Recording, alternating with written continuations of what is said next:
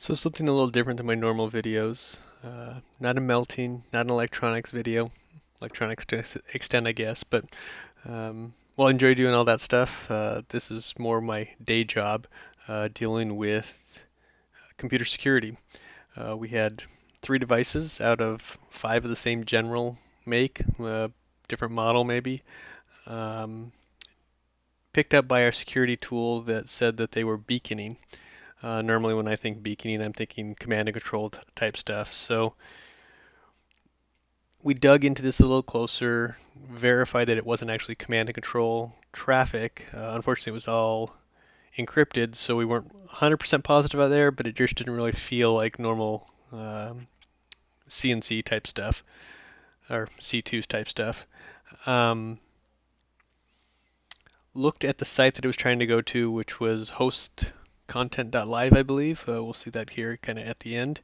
But it was going there on a regular basis. So we looked that up into VirusTotal and a few other sites, and some antivirus products flagged it as a malicious site for malware. Most didn't. Looked it up in our DNS product. Our DNS product flagged it actually as crypto mining, but some of the other lookups we did didn't show that site as an issue. So we had some things that kind of indicated that, yeah, this probably something's going on these devices, but what exactly, we weren't sure. So we reached out to the vendor to get a bit more information from them. The fact that only three of the five were doing this ultimately made the vendor think it had nothing to do with their code because the same code, or at least code base, was on all five devices.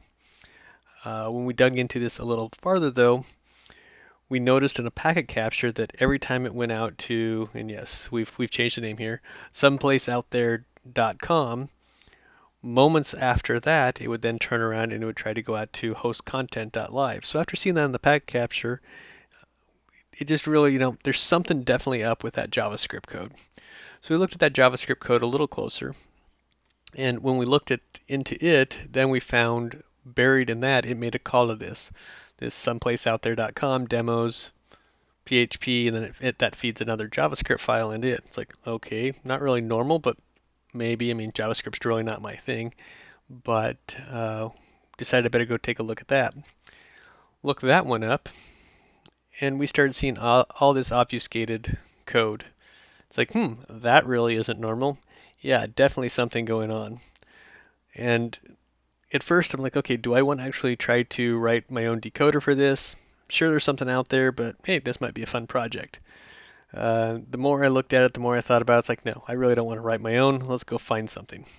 So I found, and I'm not didn't dig too far into this. This just happened to be the first one I found. This JavaScript deobfuscator and unpacker.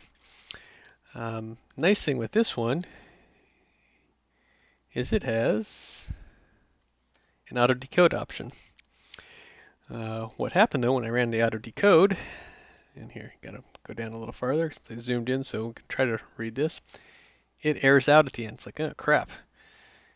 Maybe I do need to write my own. Well, just by happenstance, I happened to click on none here again, and now it read it. I have actually gone out to this same site again, not the one that's decoding this, but the original where I got this original one. They've actually updated the code behind the scenes on that one too. And I don't know if that was after I notified the site owner that they were probably compromised, and or if they just are updating that code on a regular basis. But once we ran all of that, and we go all the way down to the bottom, we can see it's trying to make calls out to a WebSockets piece to hostcontent.live and into this S12. And there was a few others that we were seeing in there, and we haven't really dug too much into it to see if there's multiple versions of this or what.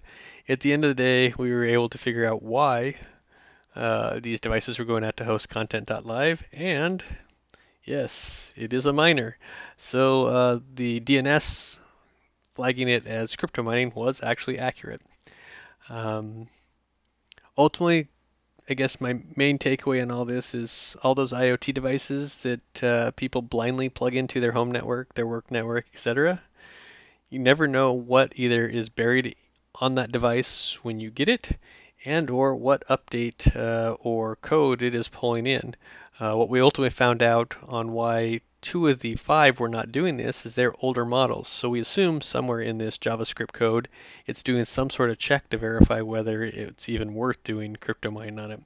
The devices in question in this case, can't remember if I mentioned this because it's about the 5th time I've tried recording this, but those devices hook up to a TV that go in a lobby and just display certain things for the organization. In this case, this was making a call out to an Instagram feed that they wanted to monitor and post some information on, but using that third-party JavaScript that was allowing or to do that happened to be on a website that got compromised and then was used for this. I have reached out to the host of that site and have not heard anything back. I actually bumped that thread about a week after that too, and still didn't hear anything back. So I have no idea if this is malicious on the site owner's part that put this code out there.